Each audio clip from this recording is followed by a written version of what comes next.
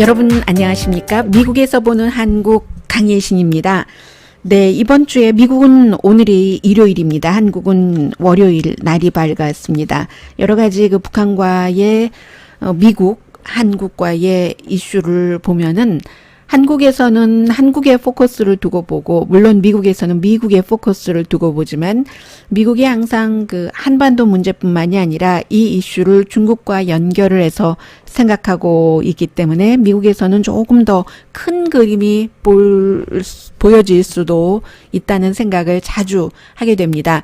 물론 북한과 남한과의 문제는 더 자세히 남북 관계에 의해서 들여다보고 또 미국을 옆으로 놓고 그렇게 해야지 되겠지만, 그러나 주도해 나가는 국가가 미국이고, 또 북한도 오늘 새로운 것을 발표를 했죠.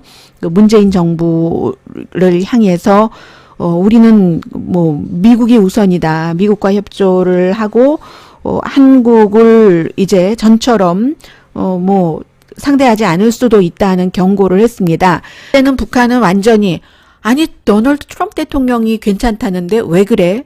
한국의 청와대에서 왜 새벽에 회의를 하고 난리야? 이렇게 얘기를 하죠. 지금 가장 곤란한 두 사람은 문재인 대통령과 시진핑 중국 국가주석입니다. 북한이 미국과는 대화를 해도 한국과는 대화를 안 할 수도 있다는 것을 발표를 했기 때문입니다. 이 내용을 오늘 아침에 CNN 방송이라든가 많은 미국의 매체가 전하고 있는데, 쿼츠 같은 매체도 아니 도널드 트럼프가 우리 미사일 발사하는 것을 정당화하는데 뭐가 문제야? 이 말이 어디서 나왔는가? 한국과 미국의 매체가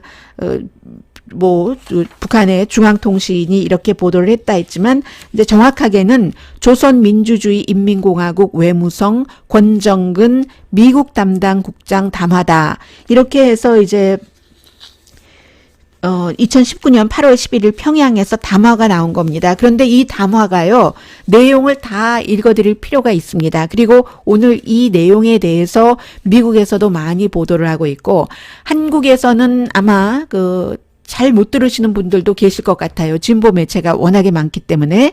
그 표현을 제가 다 전해드리자면 이렇습니다.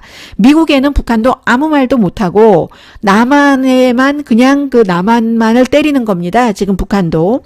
그래서 외무성의 미국 담당 국장 권정근이 한 얘기를 보면은 첫 문장이 이렇게 시작을 합니다. 바보는 클수록 더 큰 바보가 된다고 하였는데 바로 남조선 당국자들을 가리켜 하는 말이다. 누구겠어요? 남조선 당국이 합동군사연습의 명칭을 초기에 동맹 19-2 대신 후반기 한미연합 지휘소 훈련으로 바꾸고 11일부터 어제부터죠. 본격적인 훈련에 들어간다고 발표한 것을 놓고 그렇게 말할 수 있다. 연습의 명칭이나 바꾼다고 하여 훈련의 침략적 성격이 달라진다거나 또 우리가 무난히 넘기리라고 생각한다면 오산이다. 똥을 꼿꼿하게 싸서 꽃보자기로 감싼다고 하여 악취가 안 날 것 같은가. 이 문장은 중앙일보 등 인용을 하더군요. 간과할 수 없는 것은 우리의 정상적인 상용 무기 현대화 조치를 두고 청와대가 전시도 아닌 때에 긴급 장관 회의를 소집한다 어쩐다 하며 복닥 소동을 피워댄 것이다. 보수에서는 그것 갖고는 어림도 없다고 얘기를 해오고요.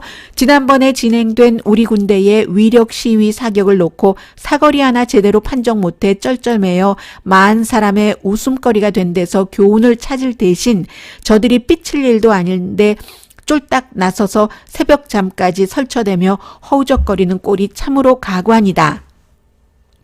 청와대의 이러한 작태가 남조선 국민들의 눈에는 안보를 제대로 챙기려는 주인으로 비춰질지는 몰라도 우리 눈에는 겁먹은 개가 더 요란스럽게 지저대는 것 이상으로 보이지 않는다.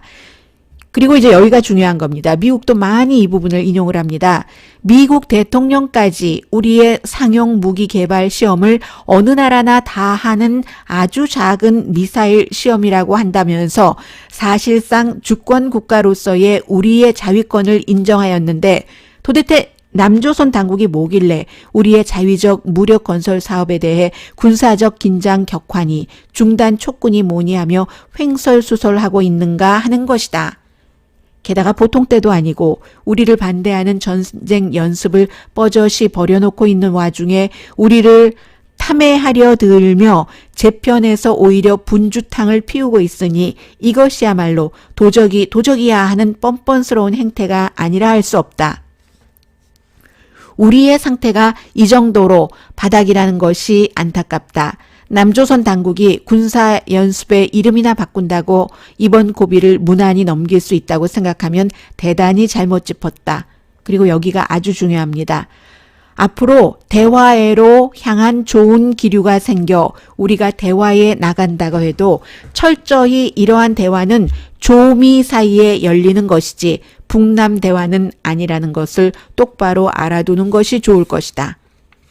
군사연습에서의 개념적인 것이 명백히 우리로 되어 있는데 앞으로 이따위 군사연습을 아예 걷어치우든지 군사연습을 한다 대하여 하다못해 그럴싸한 변명이나 해명이라도 성의껏 하기 전에는 북남 사이의 접촉 자체가 어렵다는 것을 생각해야 한다. 우리는 이에 대해 꼭 계산할 것이며 남조선 당국의 처사를 주시할 것이다.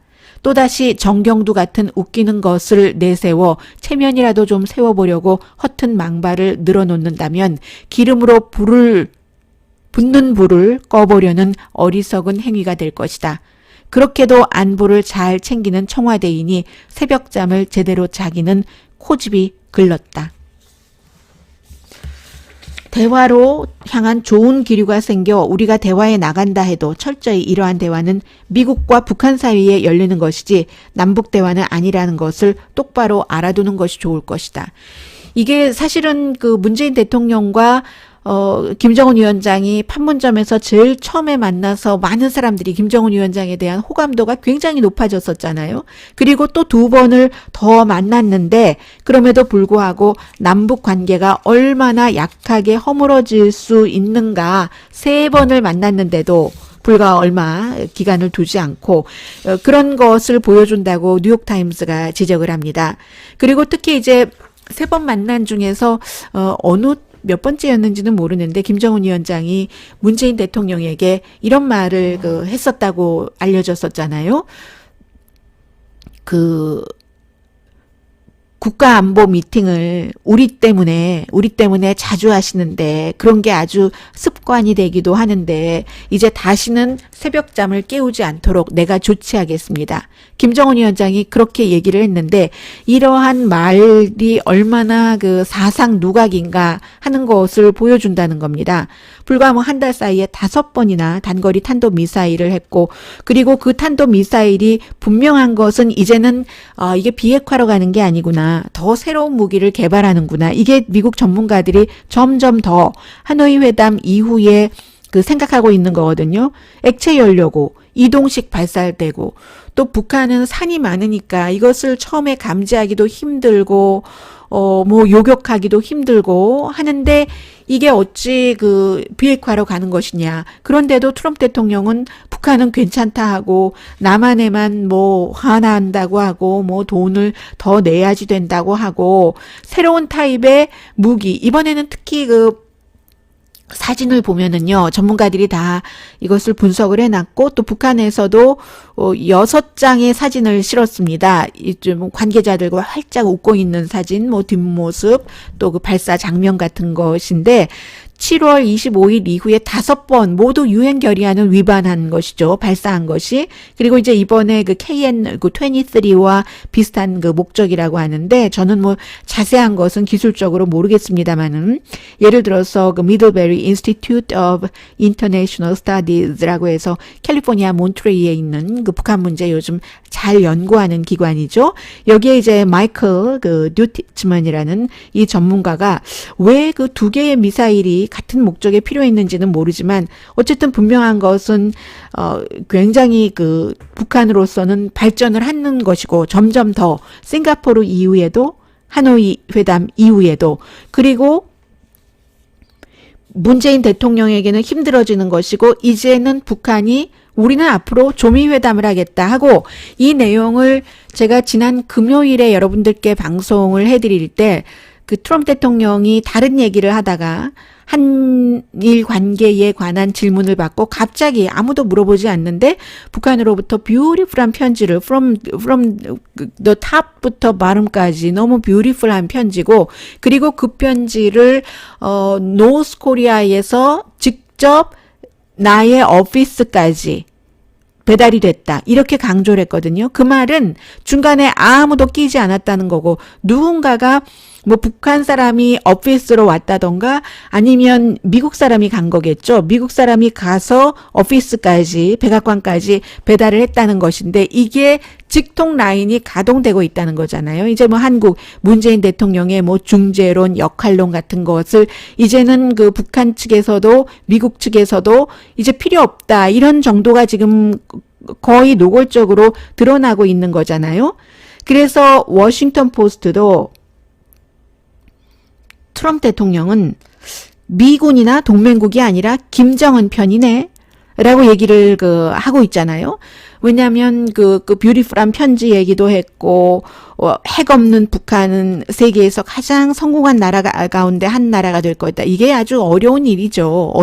어느 천년에요. 지금 사람들이 먹지도 못하는데, 어쨌든 말이라도 그렇게 하고 보는 겁니다. 트럼프 대통령은 진정성이 있던 없던. 그리고 왜 미군이나 동맹국이 아니라 김정은 편이다, 미군까지 넣느냐면, 김정은 위원장이 지금 그 단기 탄도미사일을 발사하고 있는 것이 물론 뭐 일본 주둔 미군이라든가 한국 주둔 미군이 타겟이 되기도 하기 때문이기도 하지만, 또 이제 미군에서 얘기를 하잖아요, 전부. 이것은 제가 좀 전에 말씀드린 것처럼 북한의 핵 능력은 점점 늘어나고 있다, 줄어드는 것이 아니라. 이제 그런 면에서 미국 워싱턴 포스트도 그 같은 지적을 했습니다. 그리고 이제 트럼프 대통령이 각자의 입장에서 진보든 보수든 금요일에 제가 보고 싶은 것만 보고 남을 그 상대를 비난하기 위해서 비난하지 말고 다 놓고 그 일관성 있게 비판을 해야지 된다 하는 말씀을 드리고 싶은 거고요.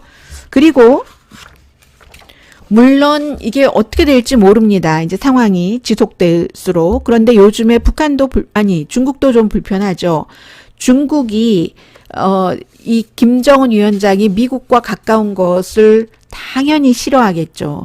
평양이 그렇기 때문에 워싱턴을 이용을 하면서 중국의 어떤 그 고개를 빳빳이 치켜든다. 중국에도 가고 시진핑 주석도 북한에 가고 했지만, 이게 또 그 북한의 아주 새로운 뭔가요. 항상 그 중국과 잘 지내고 뭔가 형제국 비슷하게 하다가 어느 순간부터는 다 중국말을 듣지 않았고, 그리고 두 나라에서 지도자가 바뀌면서 지도자의 어떤 시각이라든가 나이 차이도 많고 해서 뭐 지난 6년 동안 끄떡도 안 하고 있다가 아주 갑자기 또 어려워지니까 김정은 위원장이 시진핑 중국 국가주석이 뭔가 미국과의 관계에서 뭐 쥐고 있는 것도 있고, 또 많이 해봤으니까 또 훈수도 좀 들을 겸 해서 뭐 중국을 방문을 하고 비행기도 얻어 타고, 또 시진핑 중국 국가주석도 막상 김정은이 또 트럼프도 만나고 문재인 대통령도 만나고 하다 보니까 또 본인도 평양까지 가게 되고 하는 것 아니에요?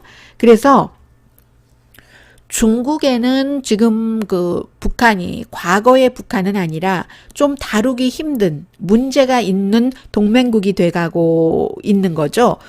그러니까 한국에 한미 군사 합동훈련 한다고 경고하고 또 뭐 계속 이렇게 단기 미사일을 발사하고 하는 것이 베이징으로서도 즐겁지 않습니다.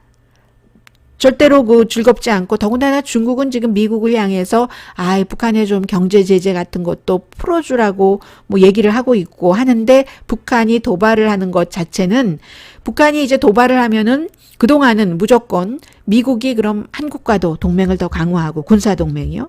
일본과도 군사동맹을 강화하고 이래 왔었는데, 지금은 또 뭐 그렇지 않을 수도 있고요. 트럼프 대통령이 뭐 군사훈련 잘 안 하기도 하고 뭐 이런 얘기 같은 것도 하고 있으니까, 어쨌든 중국으로서는 일단 김정은 위원장이 시진핑 자신만 만나는 게 아니라 김정은과는 이렇게 북한에서 직접 백악관의 집무실까지 편지를 배달을 한다고 하잖아요.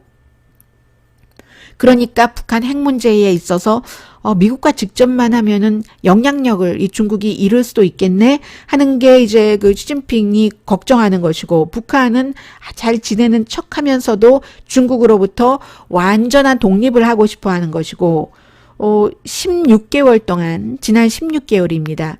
본인이 그 북한의 권좌에 올라가고 6년 동안 한 번도 북한 바깥에를 안 나가다가 16개월 사이에 지금 뭐 바깥에를 막 다니면서 뭐 중국, 미국, 한국, 러시아 지도자만 만난 게 아니라 그 사이에 베트남, 싱가포르 지도자들도 만났잖아요. 세계의 뭐 데뷔를 아주 트럼프 대통령이 잘 시켜줬습니다.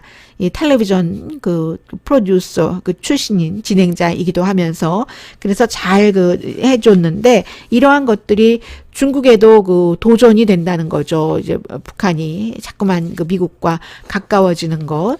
그래서 이제 중국이 전략을 많이 변경을 하고 있는데, 경제적으로는 오히려 그 직접적으로 미국은 압박을 아직 주는 게 없잖아요. 해서 중국이 북한과의 그 경제 협력, 무역 같은 것을 많이 늘려서 올해 그 지금 2019년에 현재 한 14.3%가 늘어났거든요. 무역 거래가. 수출은 15.5%, 수입은 3.2%가 늘어났는데, 북한으로부터 수입이요. 외교적으로도 이제 두 나라의 지도자가 왔다 갔다 하면서 문화, 뭐 스포츠 교류 같은 것 요즘 많이 하고 있고요. 또 중국과 러시아는 이 공산주의, 사회주의 이념 이런 것은 갖고, 서구 사회, 미국이 되었건 유럽이 되었건 그에 대한 반발이 같다는 공통점이 있지만, 그러나 한반도에서의 영향력에 있어서는 라이벌이 될 수도 있기 때문에 아주 가깝게 뭐 이렇게 왔다 갔다 하는 사이는 아니었어요. 그런데 요즘에 이렇게 김정은과 문재인, 김정은과 트럼프 이런 것을 보면서 서로 뭐 여러 가지를 하고 있잖아요. 뭐 여러 가지 군사 합동 훈련도 하면서 지난번에 한국 영공도 넘었고 뭐 독도 뭐 이런 데도 넘어갔다고 하고, 그런 것들이 다 뭔가를 보여주는 것이고요. 러시아가 북한과 무역을 하는 것은 굉장히 작습니다. 중국에 비하면. 2018년도 한 해 전체를 통틀어 봐야 3,400만 달러 규모밖에 안 됐거든요. 그러면 중국과 북한은 24억 3천만 달러니까 한 70분의 1밖에 안 됩니다. 중국이 그 북한과 거래하는 거래량은. 그런데도 이런 것이 늘어나고 군사 협력도 하고 해서, 글쎄요, 중국이 북한과 관계 개선을 얼만큼 더 강화할지 모르지만, 김정은 위원장이 트럼프 대통령과 가까워지는 것, 이런 것을 봐가면서 지금 그 전략을 좀 변경하고 북한에 뭔가를 더 준다던가, 북한으로서는 그 줄타기만 잘 하면은 별로 그 힘들 게 없는 거예요. 문재인 대통령도 지금 여기까지 와서 북한을 버리겠습니까? 그것은 문재인 대통령의 원래의 기조도 아니고, 이제는 뭔가를 더 중국처럼 좀 잘해주려고 해야지 되고 하는 상태잖아요. 북한이 지금 나한테 좀 잘 해봐봐, 다들. 아니면 뭐 내가 직접 트럼프하고만 거래하지, 뭐 이런 거잖아요. 그래서 더군다나 한국과 일본 간의 지금 그 관계가 굉장히 나쁜 것, 이런 것이 서로 그냥 목을 조이고 있는 그런 상태인데, 뭐 양국에 다 도움이 되겠어요, 이게? 그런 사이에 중국이 그래? 중국은 아주 고소해하면서 지켜보는 거죠. 일본과도 그 사이가 나쁘고 하니까 여러 가지로. 또 일본과는 한국보다는 더 가까운 라이벌이잖아요. 경제적으로. 이 사람들이 5위권 안에 들어있고, 그 한국이 뭐 11위권이라고 하니까 경제적인 규모가. 해서 중국이 또 한국과도 또 가까이 갈 수도 있고, 아주 그 여러 가지가 지금 그 얽혀 있어서요. 그렇기 때문에 이제 그 일본 문제에 대해서는 지금까지는 이제 일본이 좀 잘못했다. 지금 한국에 대해서 여러 가지 무역적인 규제를 하는 거, 그런 입장이었는데, 한국에서도 반일 감정이 굉장히 그 강해지고, 일부 뭐 중국 같은 데서는 시에서 좀 잘못해서 하루 만에 뭐 배너를 내리는 일도 있고, 그런 것이 이제 시민이 어떤 그 거부를 밝혔기 때문에요. 우리 뭐 일본 사람에 대한 그런 게 아니라 아베 신조가 싫은 거고, 국가에 대한 것도 아니야.